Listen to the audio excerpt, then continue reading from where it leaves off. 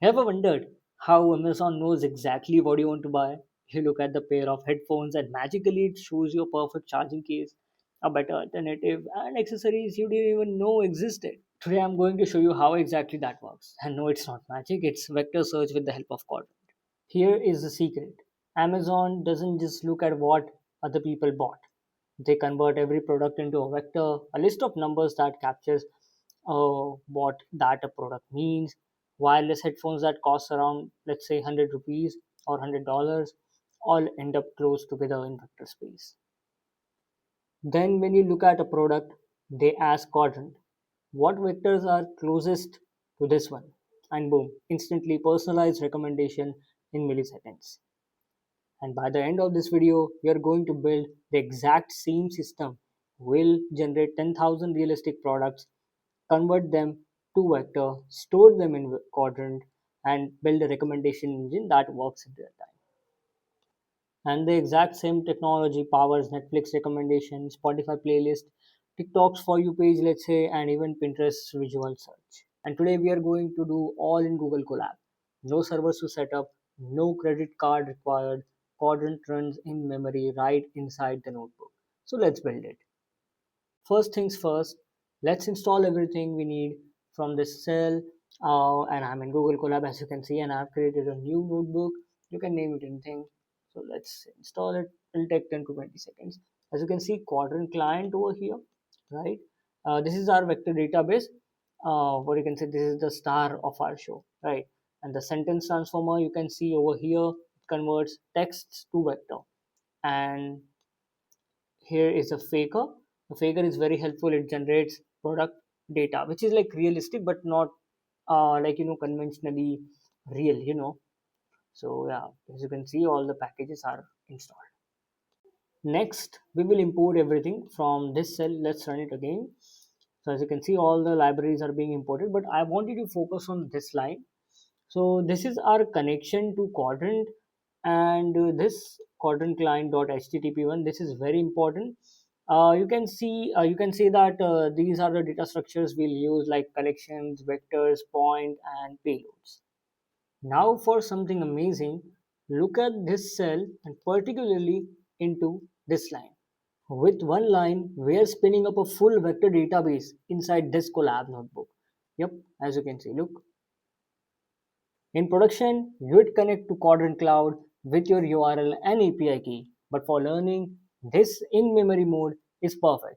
It runs entirely locally. Now we need to load our embedding model. And this is what going to convert text into vector. Look at this cell carefully and particularly into this line. So we are using all mini LM L6V2 from sentence transformers. This model is tiny but powerful. It converts any text into 384 dimensional vectors. 384 dimension might sound like a lot, but it's actually perfect. Big enough to capture nuances, small enough to search quickly. The first time you run this, it downloads a model. So let's run it. About 90 megabytes. After that, it loads instantly. And done. Every product will now become a list of 384 numbers. So let's move to our next cell, and which is create quadrant collection. Think of a collection like a table in a database, but instead of rows, it stores vectors. We tell quadrant two important things. The first is distance, which is 384. Our vectors are 384 dimensions. And as you can see, similarity metric is cosine. What does it mean? Well, we'll measure similarity using cosine distance. Cosine distance is perfect for text. It measures the angle between vectors. And in this small angles means high similarity. So let's run this. As you can see, new collection is being made. Amazon style product. Now for the fun part. Generating 10,000 realistic products. We are using Faker to create. Look at this. Correct. We have categories like electronics and different, right? Like clothing, home, books, sports. Correct. And rating between, let's say, 3 to 5. Correct. So let's run this cell. Look at this. Look at this. This is exactly the kind of data Amazon works on.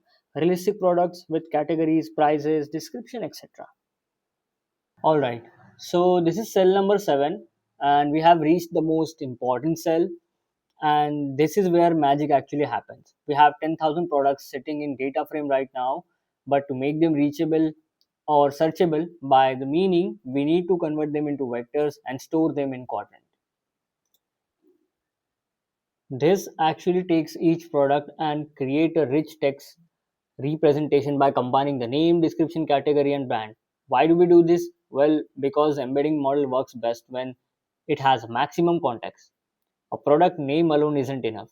We want the model to understand what this product really is. Then, as you can see in this code, we are actually looping all the 10,000 products in batches. For each batch, we send the text to our embedding model, which returns vector. Those 384 dimensional numbers, if you remember, we talked about earlier. In this context, an ID would be the product ID. A vector is again 384 number representing the product. A payload, which is like all the metadata like price, category, brand, rating. Now take a look at this command, quadrant underscore client dot upset. Now take a look at this part. We use upset to send all the points to quadrant. Upset means to update or insert. If a product already exists, update it. If not, add it. As simple as that. Now let's run this. We'll, yeah, okay. This is from my previous run, but wait. So let's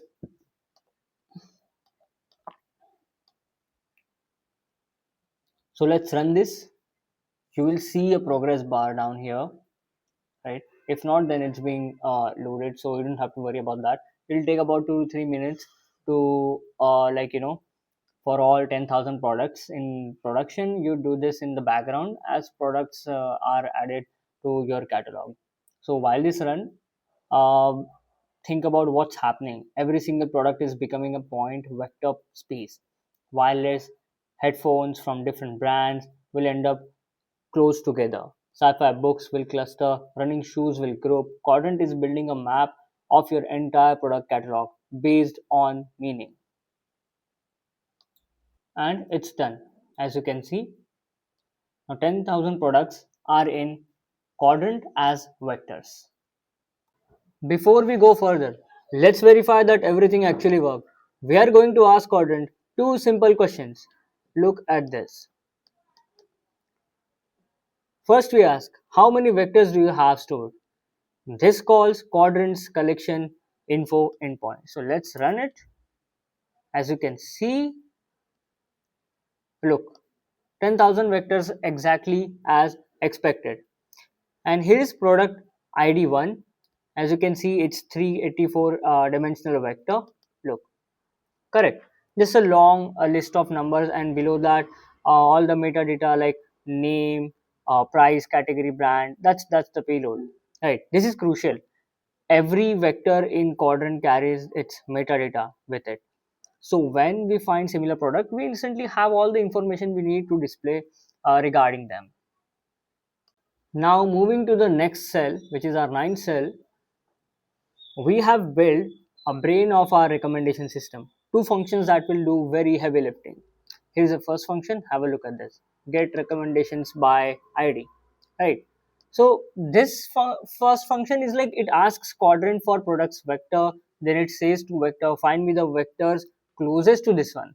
Then quadrant does a nearest neighbor search in vector space. Then it returns the most similar products ranked by similarity score. This is exactly how Amazon's customers who bought this also bought works. Every product has a vector. When you look at one, they find its nearest neighbors. Now look at this second function, which is get recommendation by text. Now the second function is even better, which is this, get recommendation by text. It takes a text query like comfortable running shoes that converts it into a vector on a fly using the same embedding model. Then it asks quadrant, find products close to this query vector. There is a semantic search. You're not matching keywords, you're matching meaning over here. Let's run this. As you can see, look, recommendation engine is ready. Now let's see our 10th cell in action. We'll pick a random product. Quadrant will choose one for us.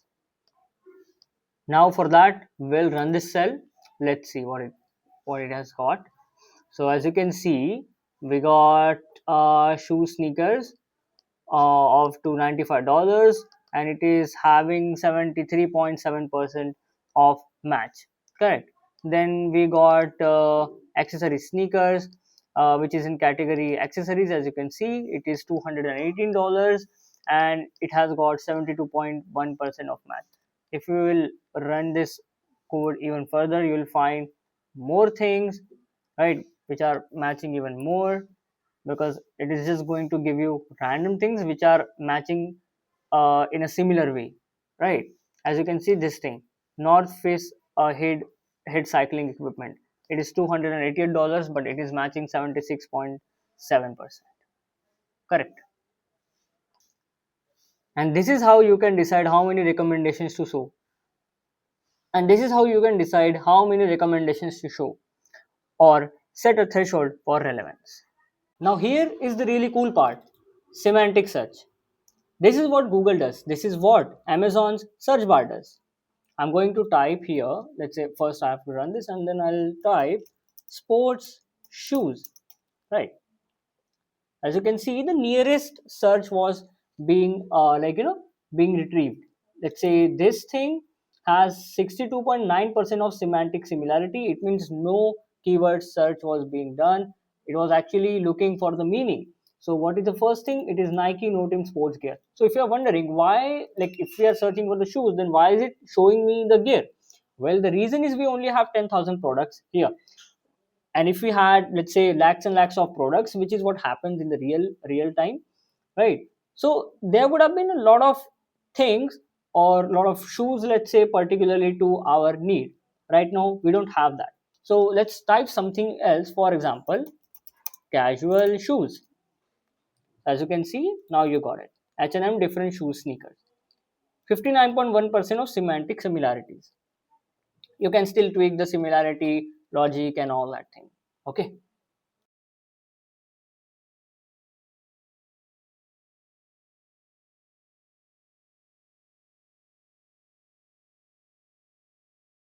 In the real e-commerce, we rarely want just any similar product. We want similar products under a certain price with good ratings in a stock. Look at this function, get filtered recommendation. This function adds filter to our search. Look at what we are doing. Only products under 500, for example, or we can say look products with 4 plus stars, look products in electronics category. Quadrant handles this natively. In first, It first finds nearest vectors, then filters by the payload conditions, and it does this in milliseconds, even with millions of vectors. So let's run this cell and look at it. As you can see, look, this was the target product, and you got the similar one, right, under your conditions. So next cell, which is the 13th cell, it is my perfect.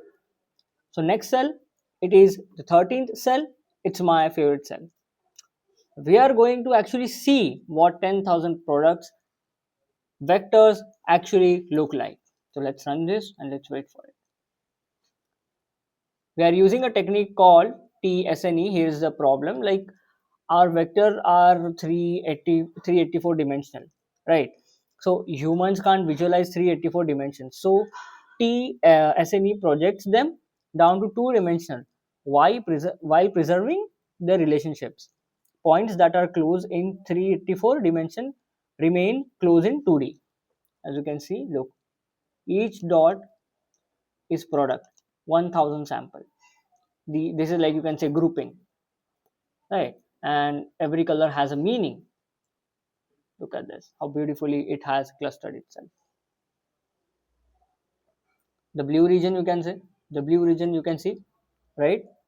It is the clothing one, shirt, shoes, like jacket, all clustered together. Now let's run the final summary cell and check what we have built so far.